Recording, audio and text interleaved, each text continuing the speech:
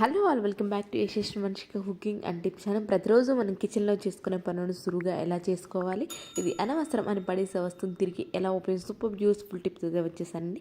Skip చేయకుండా చూడడానికి అయితే ట్రై చేయండి. ఏది మీకు బాగా నచ్చింది అనేది కామెంట్ బాక్స్లో కమెంట్ చేయండి. యూస్ఫుల్ అనిపిస్తే మాత్రం మీ ఫ్రెండ్స్ అండ్ ఫ్యామిలీకి షేర్ చేయండి. లైక్ అయితే ఇవ్వడం అసలు మర్చిపోకండి.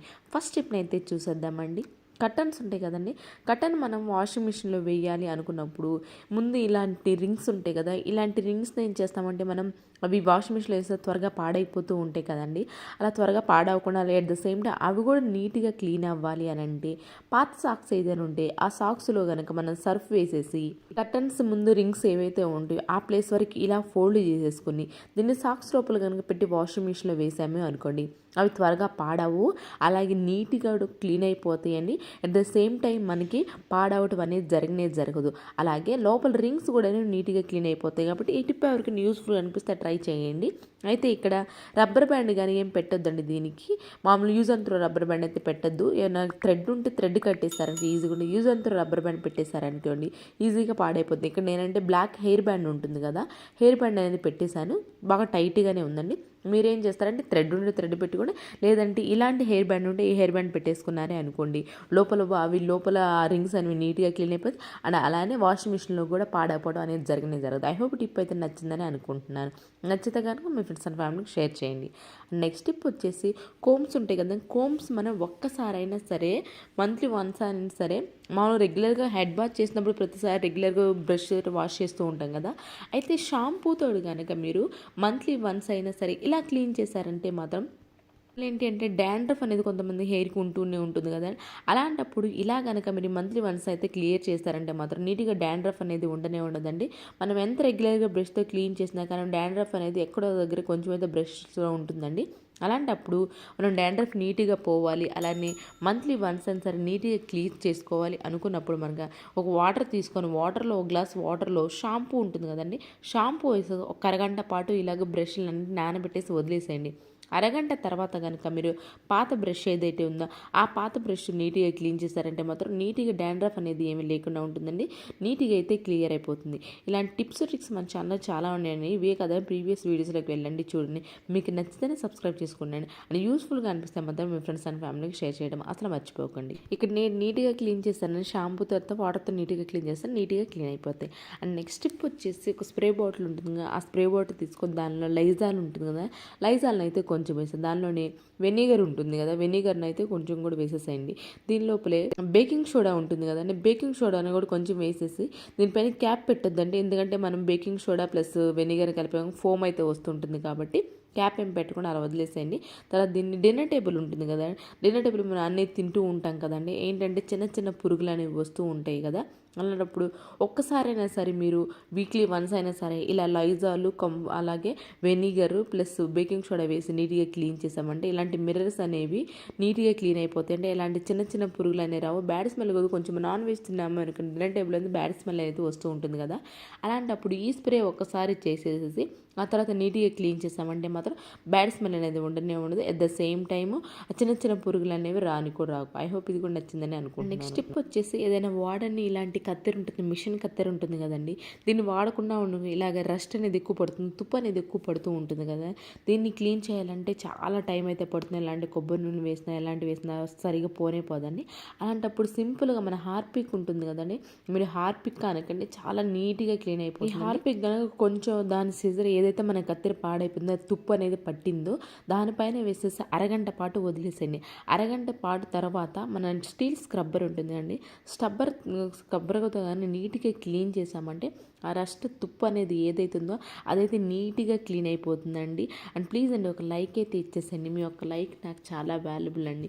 మీరు ఒక లైక్ ఇవ్వడం వల్ల వేరే వాళ్ళకి అయితే వీడియో సజెస్ట్ అవుతుందండి. అలానే ఇప్పటివరకు చూసారు కదండి, ఇంతవరకు అయితే లైక్ ఇవ్వాలి. ఏదైనా ఒక్కటైనా మీకు నచ్చి యూస్ఫుల్గా అనిపించే ఉంటుంది కదా ఖచ్చితంగా, అలాంటప్పుడు ప్లీజ్ ఒక లైక్ అయితే ఇవ్వడం అసలు మర్చిపోకండి.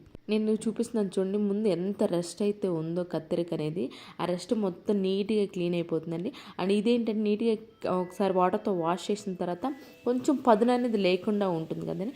అలాంటప్పుడు పేపర్ని తీసుకొని ఇలాగా 4-5 మడతలు పెట్టేసేసి 4-5 మడతలని ఇలా కట్ చేసామనుకోండి, షార్ప్ అనేది ఎక్కువ వస్తుందండి.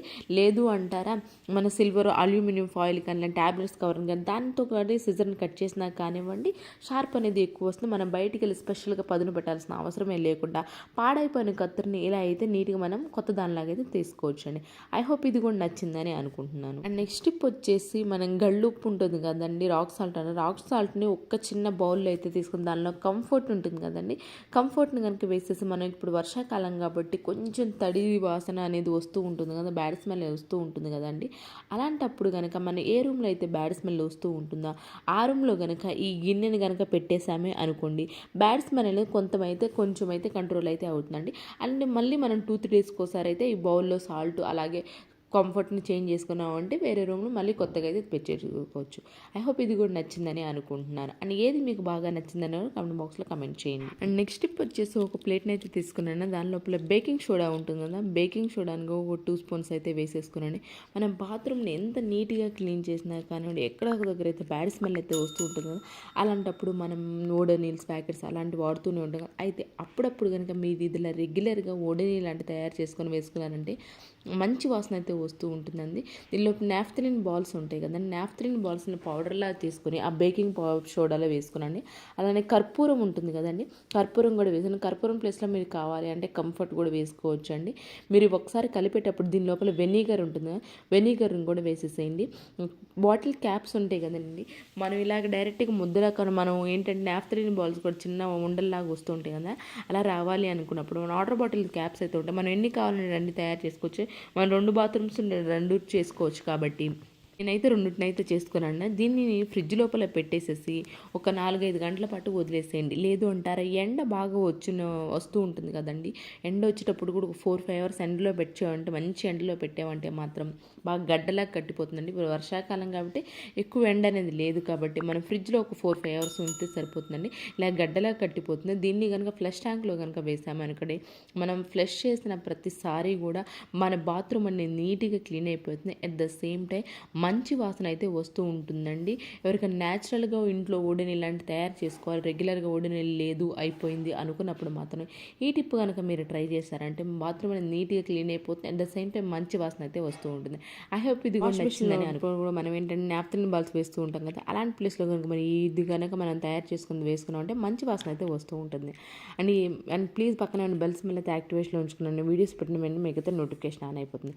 అండ్ నెక్స్ట్ స్టెప్ వచ్చేసి, పిల్లలకి మనం ఇలాంటి టిక్టాక్స్ అనేవి కొనిపిస్తూనే ఉంటాం కదండి. వీటిని ఏంటంటే తినేసిన తర్వాత పిల్లలు పడేస్తూ ఉంటారు కదా, అయితే మనం దీన్ని కూడా ఈరోజు ఎలా రీయూజ్ అయితే చేసుకోవాలో చూద్దామండి. మన నీడిల్స్ ఉంటాయి కదండి, చిన్న చిన్న సూదులు అనేవి మనం ఎక్కడ పడితే అక్కడ పడేస్తుంటాం, అవి పోతూ ఉంటాయి కదా, అలా జరగకుండా ఉండాలి అంటే ఆ సూదులు ఏదైతే ఉన్నాయో వాటిని తీసుకొచ్చి మనం ఇలాంటి టిక్టాక్ బాక్స్లో వేసామనుకోండి, ఈజీ కూడా కనిపిస్తాయండి. అండ్ పడేసే దాన్ని కూడా మనం అయితే రీయూజ్ చేసుకునే వాళ్ళం అయితే అవుతాము. ఐ హోప్ ఇది కూడా నచ్చిందని అని కనుక ఎవరికైనా యూస్ఫుల్గా అనిపిస్తే మాత్రం ఈ టిప్స్ అన్ని ఒకసారి అయితే ట్రై చేయండి. అండ్ పక్కన బెల్ సింబల్ అయితే యాక్టివేషన్లో ఉంచుకొని ఏది మీకు బాగా నచ్చిందని కామెంట్ బాక్స్లో కమెంట్ చేయండి. యూస్ఫుల్గా అనిపిస్తే మాత్రం మీ ఫ్రెండ్స్ అండ్ ఫ్యామిలీకి అయితే షేర్ చేయండి. లైక్ అయితే ఇవ్వడం అసలు మర్చిపోకండి. రేపటి వీడియోలో మంచి మంచి టిప్స్ వస్తే మళ్ళీ మీ ముందుకు వస్తాను. అంతవరకు మీ అందరూ హ్యాపీగా ఉండాలని హార్ట్ఫుల్గా అయితే కోరుకుంటున్నాను. Thank you so much for ever watching.